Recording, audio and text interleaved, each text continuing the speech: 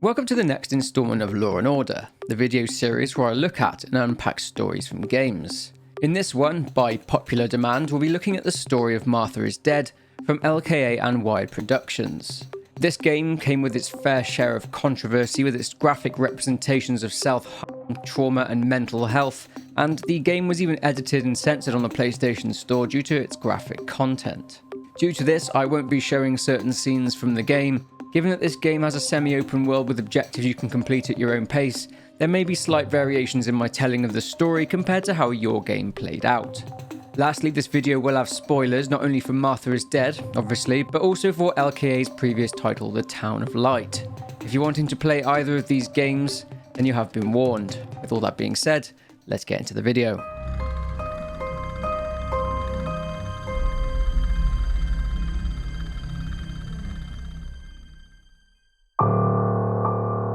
La Romola, Italy.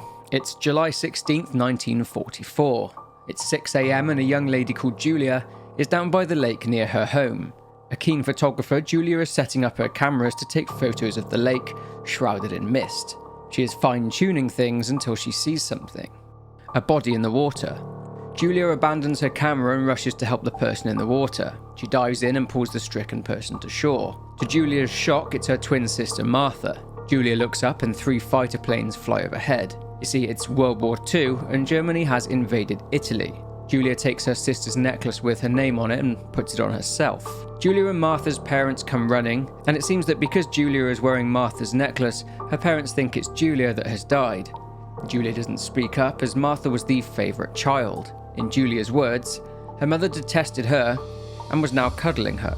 It goes a lot deeper. Martha was deaf. Giulia didn't want her mother to hate her as she did before, so she just went along with it, accepting that she would have to pretend to be her sister forever. The following day, Giulia is praying at Martha's side. Her father, Eric, is fast asleep in the same room, whilst her mother prepares flowers. Giulia's father was a general in the German army. Giulia lights the candles around the coffin and she eavesdrops on her parents arguing. Eric wants to stay with his daughter a little while longer, but Irena, the mother, says he has another daughter and should just go to bed. Irena says that Giulia harmed Martha, resulting in her being deaf, and has now abandoned her. Irena, it seems, also blames Giulia for her being infertile. Eric believes it to be a political killing and not an accident due to his position in the military. Even the local radio report states it as so.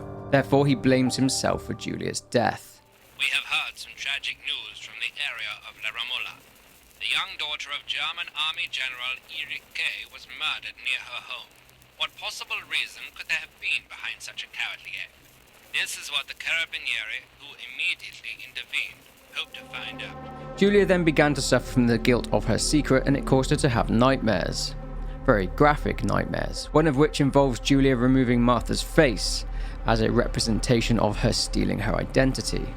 Giulia wakes from her nightmare in the bedroom she shares with her sister and gets up. She hides a note from her boyfriend, Lapo, so her mother doesn't find it. But this relationship was slightly controversial.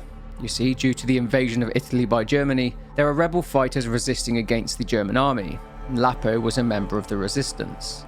Making sure to wear Martha's clothes so as not to give away her secret, she goes downstairs. Her parents leave and Giulia takes a picture of a bird and develops it in her dark room in the basement. Giulia struggles to remember exactly what happened at the lake.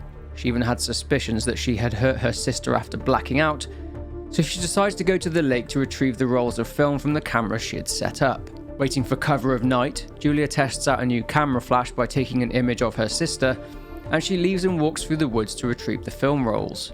She sees what appears to be a ghost, the ghost of a lady known as the White Lady, a young woman who was thought to have been drowned by her lover after he suspected her to have been unfaithful to him. The man was later hanged for his crime on a small island in the middle of the lake. As a result, the White Lady haunts the area. Anyway, Giulia collects her cameras and the film roll, and importantly, she finds a piece of red cloth, recalling that she saw the same red material in her mother's basket in the basement. Giulia sees the White Lady on her journey back to the house and runs. She seems to run straight into a room featuring a disturbing sight. Her sister, with a fetus inside her, and the room is filling with water. Giulia wakes up after her nightmare and finds a lot of blood in her bed. She comments that this is a lot more than usual and gets up, going to the bathroom to wash up. On her way downstairs, Giulia hears the phone ringing and eavesdrops on the conversation. Her mother is talking to the town priest, who can't believe that Lapo hasn't even come to say goodbye to Julia. The priest believes that Lapo killed Julia. The priest mentions some tarot cards that belong to the nanny. Julia looks in her parents' room and finds the cards and performs a divination, but she also finds something else. A letter from Martha to her mother stating that Julia is pregnant and to go to the lake in the early morning to watch her bathe and to see the bump.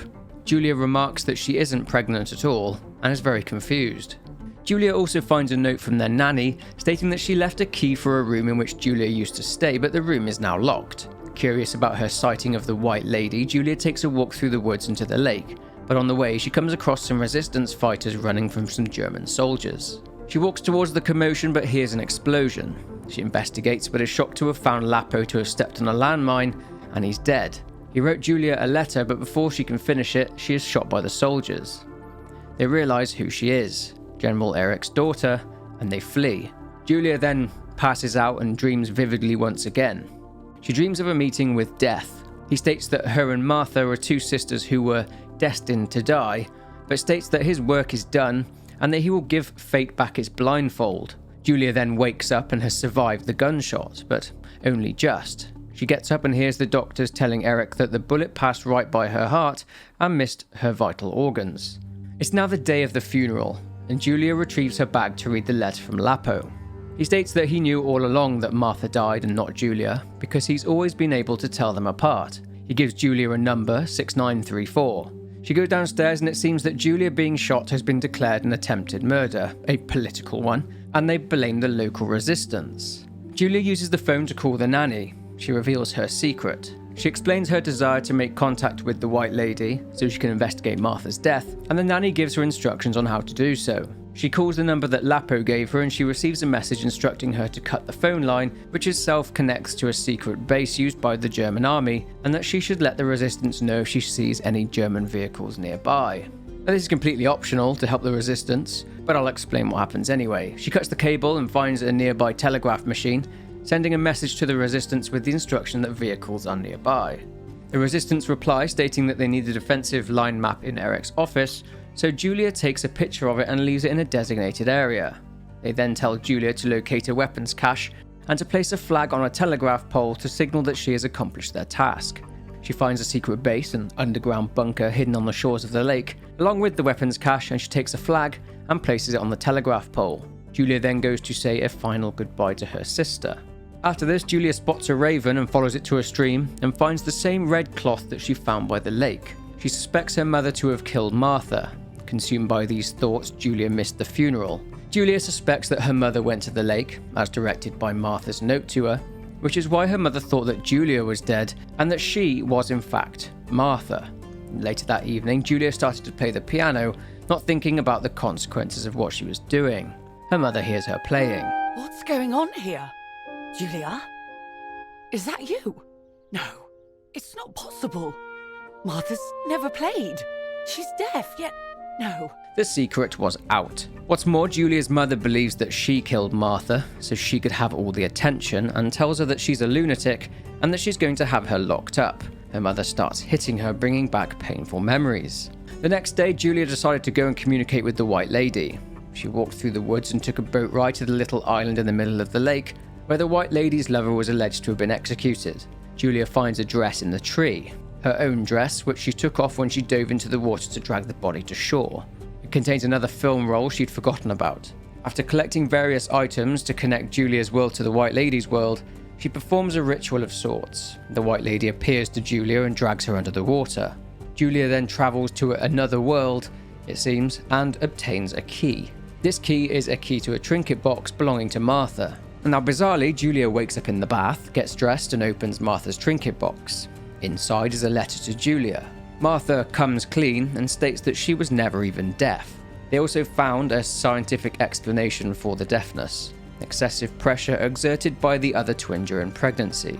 Martha just went along with it, and just like that, her lie became Julia's fault.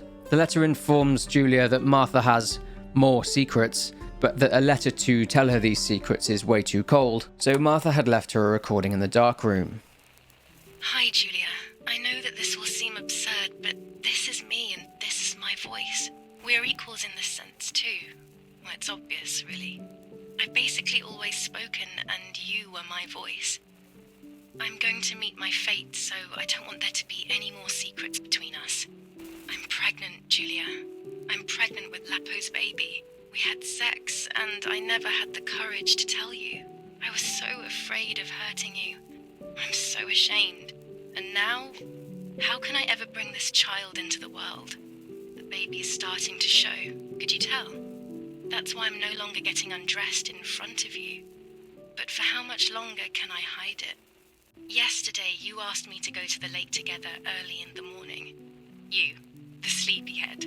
Early. I asked you to switch beds with me, like we used to when we were little girls. I got up at dawn and didn't wake you. I put on one of your dresses. I wrote a card to Mother telling her that it was you who was pregnant, not me, and to come and see at the lake. I left it on the desk in her room. Then I felt the need to talk to you, and I remembered the recorder in the dark room. I will go to the lake alone and act as you. I will tell her everything you never had the courage to tell her. I will be your voice. I know how much she's made you suffer over the years. Unlike you, I remember all of the harm she has done to you, and it is my fault. Take my place, sister. You will live a better life, and I will be able to rest in peace, knowing that I at least tried to put right what I have done wrong. I will go now. My last memory will be the image of you sleeping peacefully.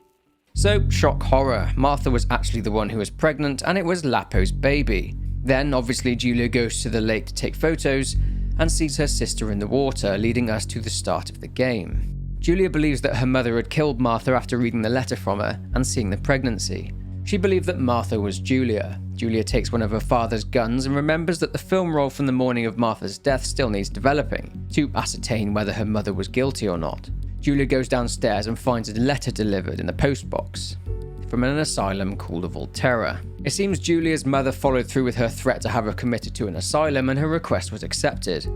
They just need police authorization to detain her. Julia makes a few calls. She rings the priest, who says that she should go to see him soon and they'll talk about Martha's death. Julia rings a doctor and says that she believes that her mother is getting ill in the head again from her medicine called Pervitin. The doctor says that Irena is just shaken by everything that's happened and there's no need to worry. Julia calls the German command and confirms that the army has been supplying the family with Pervitin. Julia attempts to pose as her mother on the phone and cancel the admission to the psychiatric hospital, but they say she must contact the town hall to do so. She does this, but they say it's out of their hands. Julia goes to the dark room to develop the photos from the morning of the incident, but her mother is in the basement, so Julia decides to go to the cemetery, to the family crypt, in order to find out whether Martha was really pregnant. After gaining entry to the crypt, Julia does something horrible. She cuts her sister open and finds a fetus inside her, but a horribly deformed, two-headed fetus. She photographs it as evidence against her mother to prove her motive for murder, and then goes back home again. While she's returning home, a conversation is taking place between Irena and the doctor. He suggests that she leave Italy with Eric, and that Julia is committed to an asylum in Germany which has better clinics. The doctor leaves, and Irena says she'll wait for Julia in the cellar. When Julia gets there, the coast is now clear, as her mother is asleep in the basement. Julia activates the recorder and confronts her mother, hoping that she'll confess. But Julia shoots her mother. But then Julia says that it wasn't her who shot her mother, that she blacked out, but then proceeds to shoot her mother again. Twice. Julia remarks that she forced her to do it because she killed Martha. Scared that they'll take her to the asylum for sure, Julia's only hope is the roll of film. Her mother also has the key for Julia's locked room.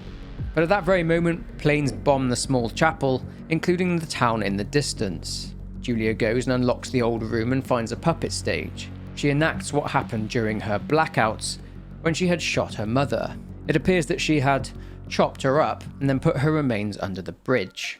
After getting rid of the evidence of her mother's demise, Julia goes to develop the photographs from the film roll she found in her dress. Photos that she hopes will implicate her mother. The result is not what she was expecting at all. The photos reveal that Julia killed Martha. Julia sits down and says that she doesn't deserve to live, but at that moment, a resistance soldier appears, and after choosing to shoot herself or shoot the soldier, they tie Julia to a chair. She has been detained next to her father. They beat Julia and split her lip, forcing her to confess to her father's activities in working for the German army. They then execute Eric. They ordered a soldier to execute Julia, but he doesn't. He shoots past her and leaves.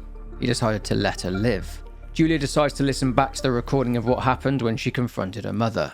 Now I will wake her up and she will confess. You can bet on it. What are you doing with your father's gun? It's dangerous. Stop it. Talk. Tell me everything now. Tell me what you have done. Okay. Calm down. I will tell you everything. I found that strange note when I woke up, and I immediately realized that something was wrong. Something was up with you, aside from your usual quirks. I came to check, but you weren't in your bedroom. You had spoken about the lake, and I got worried, so I called your father, and we went to see what was going on. We found you sitting in your underwear at the side of the lake. You kept saying that nothing had happened, and you kept repeating things like that. I hugged you to try and make you feel better, but you did not speak again for days. What is happening to you? You should tell me what's going on. I'm not going to that loony bin. I would never have wanted this, but I'm afraid you will harm yourself further. You were really hurting yourself in front of the piano that night. What else could we do? You killed my sister and now you're afraid because I found out. So you're making up stories, aren't you? But I'm not falling for it this time. What are you saying? Your sister? Please, no. I was not well. I didn't know what I was saying. So many years have passed. You were little then. I thought everyone had forgotten that nonsense. Shut up! Don't speak. Don't say anything else. So Julia, realizing what she had done, went to go and play with her puppets again to try and uncover lost memories. This brings back her childhood memories, and they aren't good ones. Irena resented Julia after a tough birth, which did indeed make Irene infertile. It's revealed that Irena was a physically and emotionally abusive mother to Julia. One particular memory shows Julia and Martha drinking from a pitcher of water. Julia pours the water over Martha, and Julia is forced by Irena to eat the family dog, which she cooked alive. After recalling these memories, Julia decided that she would call Donatello the priest, and she says that everyone is dead. He tells Julia to see him at the church, so she leaves for the town on her bicycle. It's a ploy by Donatello to have Julia seized and committed to the asylum. After a vision, a scene plays out and Julia is revealed to have been committed to the asylum as planned and has been subjected to all sorts of injections and medication, and that she's been harming herself with Martha's necklace.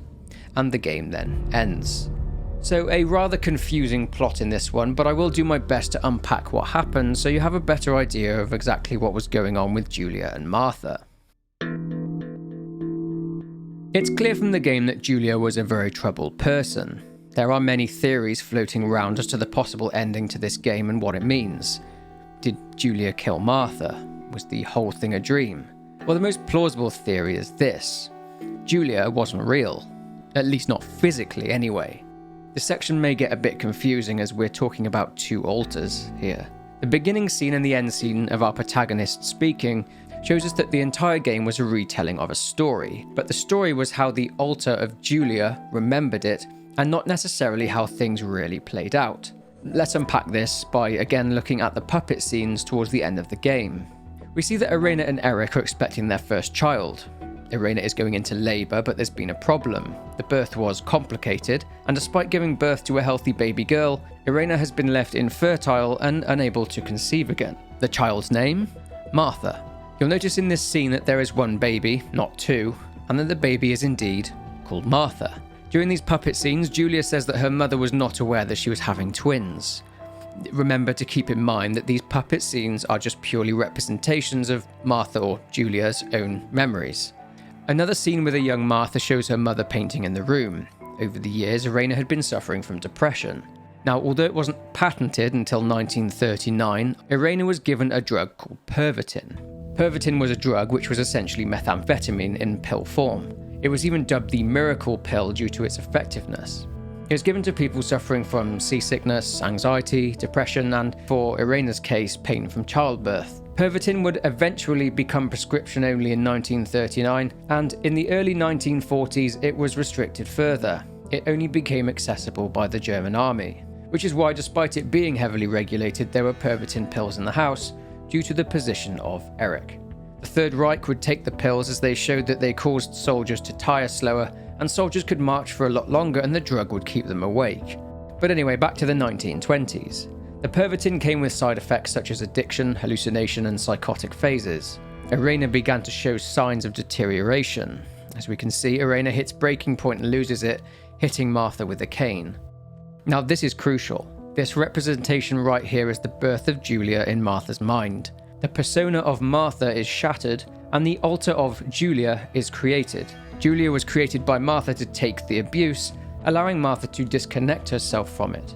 A coping mechanism, if you like. You'll notice that Julia only appears after the abuse starts. Whenever an abusive situation takes place, Martha would disconnect, so to speak, and Julia would move to the front. The final straw took place when Irena snapped and killed the family dog and fed it to Martha, who was fronting as Julia. Eric called the doctor, concerned for his daughter's safety, and Irena was taken away. Okay, so at the start of the video I mentioned a game called The Town of Light. This was a game released in 2014 which, although extremely mundane, gave a bit of background into the Volterra Institute to which Martha was committed. The asylum to which Martha was sent was a real-life asylum called Volterra Lunatic Asylum in Tuscany, the beautiful, picturesque region of Italy, which houses amazing art and architecture, was also the setting for some of the most evil and brutal human experimentation in the history of medical research. The truth is that Irena was sent to this same asylum in the 1920s after she'd been deemed a danger to her daughter. We discover this through The Town of Light when the player is put into the shoes of the protagonist, another former patient of the hospital called Renee, who arrived at the now run-down asylum years after her stay. Renee can find a note which explains that in the year 1926, Irena was in a state of great agitation, and was cursing her daughter, Martha, for having ruined her life. She does talk about a sister, but we'll get to that shortly. Some people thought that Irena was Renee, but this isn't really the case. As we can see from the end of the game, a rather horrific scene shows just why Volterra was essentially a house of horrors. They performed lobotomies. But from the earlier note, it appears that Irena was transferred to a different institute, thanks largely in part to a generous donation from her wealthy family. The family wealth being something that Julia brings up multiple times throughout the game. Irena eventually got better and was allowed back home to be with her daughter and husband again. She was no longer abusive or mentally unwell. She realised, now she was better, that there was never another child. There was only one, Martha. Due to her not being subjected to abuse, the Julia altar wasn't needed and became dormant for years. But at some point, something had triggered Julia to become active again.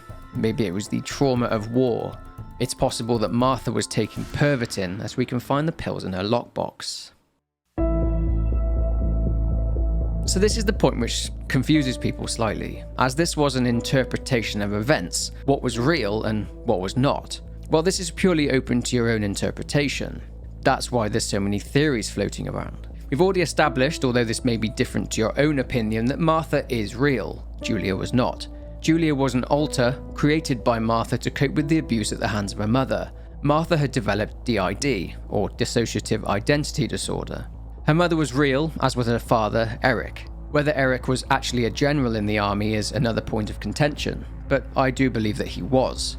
Which leads us to Lapo. I think Lapo was definitely real, but I think that Lapo knew that Eric was a general and that he potentially used Julia to get close to any intel that he could report back to the resistance. The pregnancy, I believe, was real. Julia was confused to find a lot of blood in her bed one morning. Julia had actually had a miscarriage, likely due to the Pervitin that she was taking, and this could have also caused the baby's deformity. Again, this is just speculation. Prior to the game's events, Julia had slept with Lapo, but afterwards, Martha took over again. Now, Martha, in her head, believed that Lapo was Julia's boyfriend, and that she'd essentially slept with her sister's boyfriend. An act of betrayal, and this brought her great shame. Lapo then himself writes a letter to Julia saying that he's able to tell the two apart, but he means the two personalities. The one he connects with on a deeper level was Julia, but not Martha. Due to Martha not actually having a twin sister, I believe the horrific scene in the family crypt didn't happen at all. Again, remember that the entire telling of the game's events are from Julia's own interpretation of what happened. She even says at the beginning of the game that her memories of these times are vague. Now, this is largely in part due to the frequent blackouts seen in the game. This is when Julia becomes dormant and Martha takes over again. The switch. The shooting of her mother is a prime example. Julia shoots Irena, and then switches to Martha and says that she didn't shoot her, she blacks out, and then Julia shoots Irena again. What are you doing, my daughter? Why do you want to ruin your life? I'm sorry.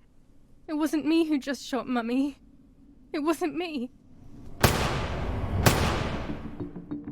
Julia, whilst fronting, says as well at some point in the game that she had these blackouts which resulted in lost memories. At the start of the game, when Julia sees a body in the lake, it's not real. This is reinforced by the fact that when Irena and Eric arrive at the lake, they find Martha sat there. Julia was fronting at this point, so this is why there was confusion when Irena called her Martha. In the recording of the confrontation in the basement, which you heard earlier on in the video, you'll maybe have noticed that Irena didn't even mention a body, or her sister. That she just mentioned that Martha was sat there in her underwear. This is purely because there was no body on the shore. I do believe that the nanny was real. You see, the villa where they were staying actually belonged to the nanny. When Irena was sent to an asylum, Martha went to live with the nanny at the villa for 3 years. Over that time, Julia likely started to become dormant. At the beginning of the game, Julia is obviously still present, because when Martha is with the nanny, they're reading a book together about the White Lady, and Martha asks about her sister, to which the nanny replies that her sister is with her mother. The nanny obviously believes that there is no sister. I do believe the nanny died in the bombing of the town as mentioned by Julia, and that her father was killed by the resistance, as detailed in her recounting of the events. Julia being beaten by the resistance, resulting in her heavily scarred lips, was a result of them not needing her anymore, as Lapo was dead. They'd got what they needed from her. As for the White Lady, well, no, I don't think she was real. This was a local legend, just like any other ghost story that exists in various parts of the world. The pervitin was causing hallucinations as a side effect. It's very likely that Irena and the nanny wanted the small room locked in order to suppress any chance of Julia coming back to the surface again. Yet another example of Martha's blackouts and memories being missing is the piano scene. According to Martha, her mother began hitting her when she was in front of the piano. But through the basement confrontation, it's revealed that Martha was doing herself damage at the piano. The theory of there being two personalities inside one body is clearer when, in the ending sequence, the marionette is asking a question and then flips the mirror to the altar so that the altar can answer. Earlier I mentioned that Irena, in the note about her being committed, mentioned a sister.